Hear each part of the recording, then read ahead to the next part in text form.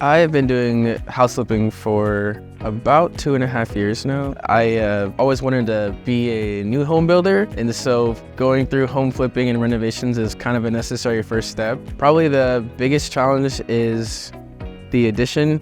We're actually adding on to the front of the house. We're adding 500 square feet. That's a completely new house that we have to attach to the existing house, so it's just one of the many challenges.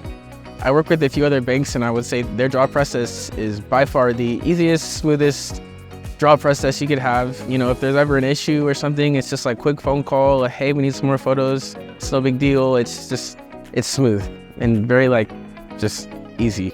My experience with North Oak has been really well. I mean, I've done quite a few projects with them. I don't think there's much more of a more straightforward investment bank. They don't ask for quite as many documents as other banks, but you can still tell that the due diligence is done.